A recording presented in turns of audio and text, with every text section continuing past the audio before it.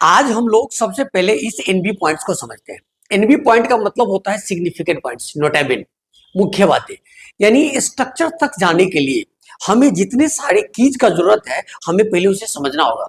उसके बाद हम स्पीकिंग के लिए सेंटेंस बनाना चालू करेंगे। तो पहले हम इन एनबी पॉइंट्स को समझते हैं कि एनबी पॉइंट्स है क्या।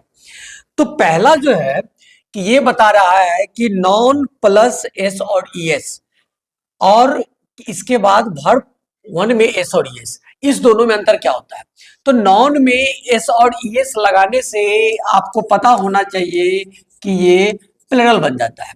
लेकिन ठीक उल्टा, अगर हम वर्ब में एस और ईएस लगाएंगे तो ये क्या बन जाएगा, सिंगुलर। यानी आप इसे एग्जाम्पल के तौर पर ऐसे समझ सकते हैं कि अगर मैं यहां लिखता हूं इट्स, इसका मतलब है कि ये सिंगुलर है। आपको इस चीज को दिमाग में रखना होगा। लेकिन अगर मैं यहां लिख दूं पेन से पेन्स, तो ये प्लरल हो जाएगा। इस चीज को दिमाग में लेके चलना है, क्योंकि अब क्वेश्चन ये उठ रहा है कि फिर ये बताने की जरूरत क्यों पड़ी। तो अब आप ये देख लो एक चीज कि अगर मैंने यहां पर एस लगाया वर्ब के साथ, क्या बन गया, सिंगुलर। लेकिन नाउन के साथ एस लगाया तो क्या बन गया, प्लरल। तो इस चीज को दिमाग में लेकर करके चलना है कि नॉन में एस और यस लगाने से प्लरल हो जाता है, लेकिन वर्ब में एस और यस लगाते हैं तो वो सिंगुलर हो जाता है, यानी ठीक उल्टा। तो इस चीज को आपको ध्यान में रखना है, क्योंकि आगे चल के हमें सब्जेक्ट वर्ब एग्रीमेंट के लिए इसको ही ध्यान में रखना होगा। नहीं तो हमें स्ट्रक्चर समझने के बाद भी सब्जेक्ट वर्ब एग्रीमेंट करने में काफी दिक्कत का सामना करना पड़ेगा। तो आपको अभी इस चीज को एकदम पूरे माइंड में ले लेना है कि नॉन में जब हम एस और यस लगाएंगे वो बन जाएगा प्लरल, लेकिन जब वर्ब में हम एस और यस लगाएंगे तो क्या बन जाएगा, सिंगुलर। इसको ध्यान रखना है। और थर्ड जो पॉइंट है वो कह रहा है कि नॉन जो है हमेशा सिंगुलर होता है। नॉन क्या होता है, हमेशा अपने पोजीशन में सिंगुलर होता है। जैसे हम बेंच कहेंगे तो एक बेंच हुआ, डेस्क कहेंगे। अब मान लीजिए I mean to say that, अगर हम कहते हैं कॉपी, कहते हैं कॉपीज करना पड़ेगा उसको एस और यस लगाने के लिए। यानी जब तक हम उसमें एस और यस नहीं लगाएंगे तो नॉन क्या होता है, सिंगुलर फॉर्म में होता है। लेकिन वर्ब में एस और यस नहीं लगाएंगे, फोर्थ पॉइंट यही मैं लिख रखा हूं कि अगर वर्ब में एस और यस नहीं लगाते हैं तो हमेशा प्लुरल फॉर्म में होता है। लेकिन वर्ब हमेशा मेन पोजीशन पे क्या होता है, प्लुरल होता है। तो इस चीज को दिमाग में लेके चलना पड़ेगा कि नॉन में एस और यस नहीं लगाएंगे तो सिंगुलर होगा, लेकिन वर्ब में एस और यस नहीं लगाएंगे तो क्या होगा, प्लुरल होगा।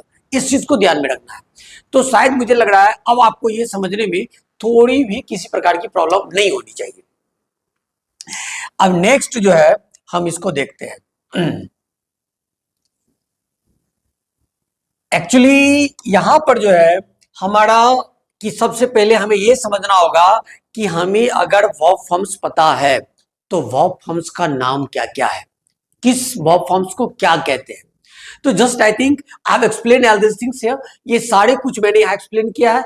आपको ये भी चीज लर्न कर लेना बहुत ही इंपॉर्टेंट होगा, क्योंकि जब तक आप इसको नहीं समझ पाएंगे तो डेफिनेटली स्पीकिंग के लिए तो चलिए थोड़ी बहुत आप अगर एरर भी करेंगे तो चलेगा, लेकिन अगर आप कॉम्पिटिटिव एग्जामिनेशंस की तैयारी करेंगे तो डेफिनेटली आपको इस चीज का ध्यान रखना चाहिए। और इसका मैं और डीपली कंसेप्ट आपको दूंगा जब मैं एडवांस इंग्लिश के बारे में चर्चा करूंगा। अभी हमें जीरो टू हीरो के कंसेप्ट को समझ के चलना है। तो इसको दिमाग में रखो कि जो V1 होता है उसको हम कहते हैं बेसिक फॉर्म, इसे प्रेजेंट फॉर्म भी कहा जाता है और इसे हम इन्फिनेटिव फॉर्म भी कहते हैं। यानी हर एक V1 आपको याद रखना चाहिए कि सिर्फ प्रेजेंट नहीं, इन्फिनेटिव का भी काम करता है। इसीलिए आप लोग समझने में कभी कभी मिस्टेक्स कर देते हैं। दूसरा जो है V2, इसको पास्ट और प्रीट्राइट फॉर्म के नाम से भी जानते हैं। या तो इसे पास्ट फॉर्म कहिए नहीं तो प्रीट्राइट फॉर्म कहिए। V2 को हम पास्ट फॉर्म नहीं तो प्रीट्राइट फॉर्म कहते हैं। Is that clear? अब शायद मुझे लग रहा है कि इसमें आपको कोई दिक्कत नहीं होना चाहिए। अब क्वेश्चन है V3 का। V3 जो है इसे हम कहते हैं पास्ट पार्टिसिपल। और एक चीज आपको और ध्यान रखना है कि हमेशा V3 सिर्फ वर्ब का ही काम नहीं करता। ये चीज सब मैं आपको आगे जब हम आपको पहले बता रहे हैं, जब हम एडवांस इंग्लिश की चर्चा करेंगे उसमें मैं बताऊंगा। लेकिन ऐसा नहीं है कि कोई भी V3 वर्ब नहीं होता, कभी V3 एडजेक्टिव भी हो जाता है, एक चीज आपको ध्यान में रखना पड़ेगा। जैसे मैं एक एग्जांपल के लिए आपको कह देता हूं, लेकिन इसका चर्च हम विस्तार रूप से भी नहीं करेंगे। जैसे अगर मैं ये कहता हूं कि I don't want to eat और रोटेन एप्पल, तो रोटेन यहां भीतरी है, लेकिन रोटेन एप्पल का मतलब क्या हो गया, सड़ा हुआ सेब। तो डेफिनेटली वहां पर ये वर्ब नहीं एडजेक्टिव का काम कर रहा है। तो ये चीज सबका चर्च हम एडवांस में करेंगे, लेकिन अभी आप समझ लीजिए, यानी V3 का मतलब हो गया पास्ट पार्टिसिपल, यानी इट, एट, इटेन। जो V3 फॉर्म है उसको हम क्या कहेंगे, पास्ट पार्टिसिपल फॉर्म। फोर्थ है प्रेजेंट पार्टिसिपल, यानी V1 प्लस आईएनजी। इसको भी आपको ध्यान में रखना है कि V1 प्लस आईएनजी हो गया प्रेजेंट पार्टिसिपल, लेकिन हमेशा V1 प्लस आईएनजी वर्ब भी नहीं होता। लेकिन मैं आपको पहले कह रहा हूं और इस चीज को मैं अभी भी कहता हूं फिर भी, कि हम इस सब का चर्चा जब एडवांस इंग्लिश के बारे में हम पढ़ेंगे तब जाकर के हम इसका पूरे एक एक वर्ड का एक्सप्लेनेशन आपको देंगे कि किस समय किस पार्ट्स ऑफ स्पीच का काम करेगा। लेकिन अभी आपको ये समझना है कि V1 प्लस आईएनजी अगर वर्ब का काम करे तो क्या होगा, प्रेजेंट पार्टिसिपल। इसको दिमाग में लेके चलना है। और लास्ट है एस और ईएस फॉर्म, यानी singular form of a verb, जो मैं ऑलरेडी आपको इससे पहले ही बता दिया हूं कि वर्ब में जब हम एस और यस लगाते हैं तो क्या बन जाता है, सिंगुलर बन जाता है। तो इस चीज को आपको दिमाग में रख के चलना है। अभी मैं इसका कुछ एग्जांपल भी आपको समझाता हूं।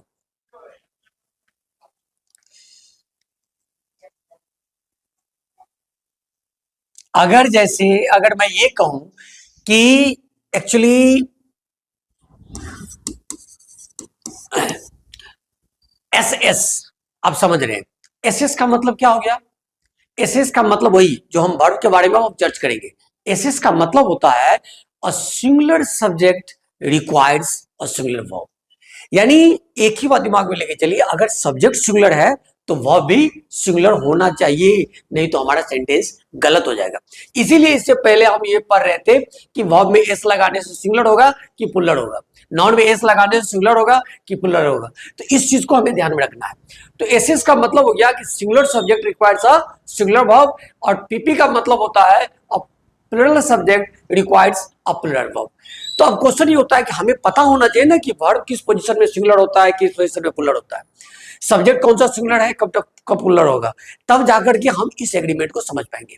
यानी सब्जेक्ट वर्ब एग्रीमेंट का मतलब होता है सब्जेक्ट का वर्ब के साथ मैरिज, शादी। तो अब कहेंगे कि कैसे, अब ये देख लो आप, अगर हम a singular subject requires a singular verb, अगर इसका एग्जांपल मैं आपको दूं तो इसे लिखना होगा she likes you very much,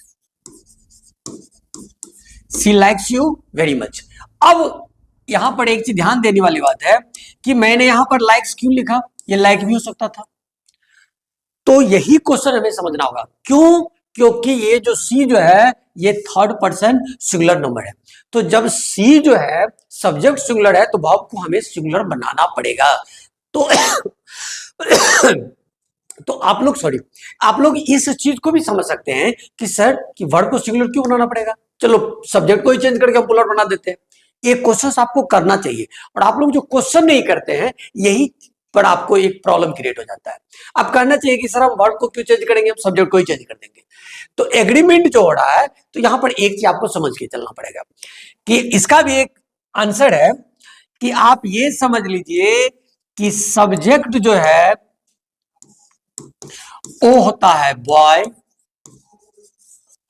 और जो वर्ब है वो होता है गर्ल।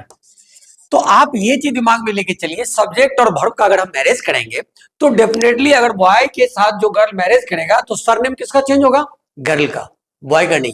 तो इस चीज को दिमाग में लेके चलना है कि सब्जेक्ट होता है बॉय, इसीलिए हम बॉय को चेंज नहीं करेंगे, किसको चेंज करना है, वर्ब को।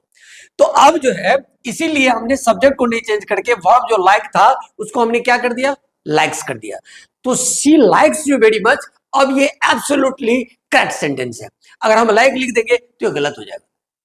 तो इस चीज को आपको ध्यान में रखना है। दूसरा एग्जांपल अगर मैं ये देता हूं, इट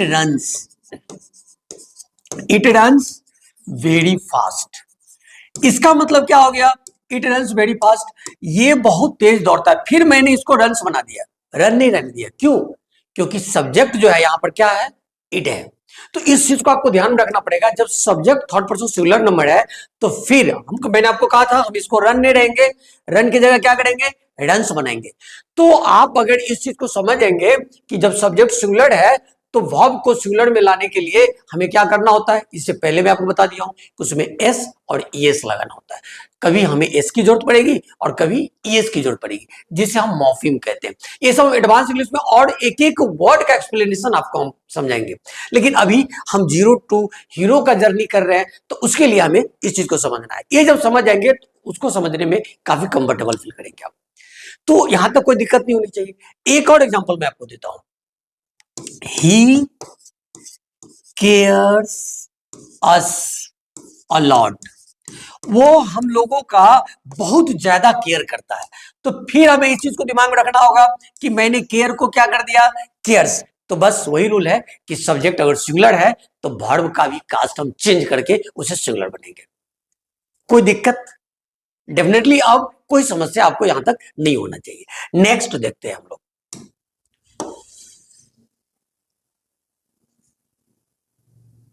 नेक्स्ट जो है, ये मैं आपको पहले कह दिया था, अब आगे पीपी के ऊपर। तो पीपी का मतलब क्या होता है, a plural subject requires a plural verb. यानी सब्जेक्ट अगर प्लुरल होगा तो हमें वर्ब भी प्लुरल ही रखना होगा। तो अब हम देखते हैं कि क्या कहते हैं, इसका एग्जाम्पल क्या है। तो इसका एग्जाम्पल जो है हम ये देख लेते हैं। अगर मैं ये लिखता हूं, दे फिल अस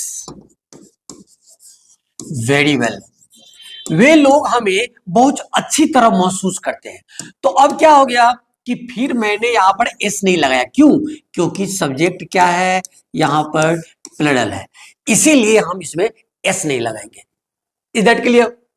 तो अब आप समझ गए होंगे कि अगर सब्जेक्ट प्लुरल होगा तो वर्ब को हमको V1 फॉर्म में रखना है, क्योंकि वर्ब V1 फॉर्म में प्लुरल होता है, इसमें एस लगा देते हैं तो उल्टा ये सिंगुलर बन जाता है। दूसरा एग्जांपल है,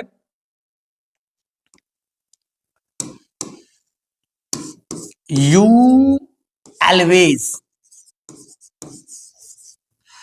come on time, आप जो है हमेशा समय पर आते हो।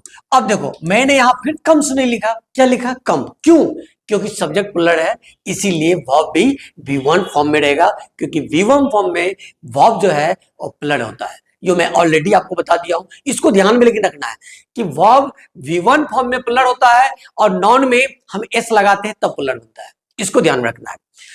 और जो एक और एग्जांपल हम लोग देखते हैं वी का, वी प्ले क्रिकेट, हम लोग क्रिकेट खेलते हैं। फिर मैंने यहां पर जो है प्ले लिखा है, इसको मैंने प्लेज नहीं किया, क्यों, क्योंकि यहां सब्जेक्ट प्लुरल है। तो जब सब्जेक्ट अगर प्लुरल होगा तो डेफिनेटली वर्ब भी प्लुरल ही होगा, इसको दिमाग में लेके चलना आपको। अगर आप इस सारे चीज को, कंसेप्ट को आज अभी तक जो है कि पहला क्लास और ये हमारा दूसरा क्लास है, ये सेकेंड क्लास और फर्स्ट क्लास में हमने इतना सब कुछ खींच समझ लिया है कि अब हम लोग मतलब कि स्ट्रक्चर्स को समझ सकते हैं। सिचुएशंस को एक्सप्रेस करने के लिए हमें उस सेंटेंस के स्ट्रक्चर को समझना होगा। तो जब आप नंबर समझ गए, पर्सन समझ गए, आपको केसेस के बारे में पता चल गया, आप वर्ब कब सिंगुलर होता है प्लुरल होता है सो समझ गए, और एसएसपीपी ये ग्रामर का फंडामेंटल रूल है, इसको आप एक सेकंड के लिए नहीं बोल सकते।